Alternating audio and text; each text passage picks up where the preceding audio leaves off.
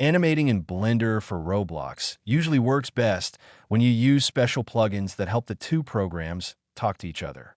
As of 2025, the most reliable way to do this is by using updated community-made tools that handle rig conversion and animation transfer for you. You'll need something installed in both Roblox Studio and Blender so they can stay in sync.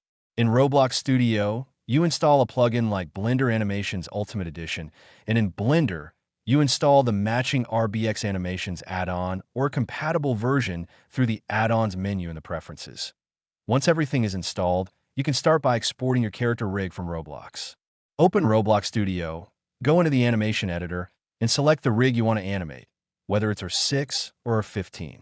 Using the plugin, you export the rig data, which usually creates a file or copies the data so Blender can read it.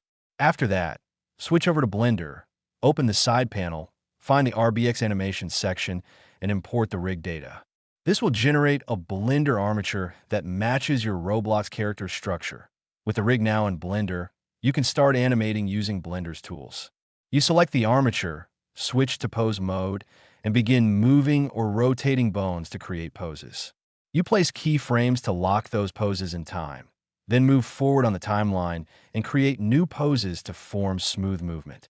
As you get more comfortable, you can take advantage of more advanced features like inverse kinematics, which lets you move an entire arm or leg more naturally by controlling just one point instead of adjusting every joint.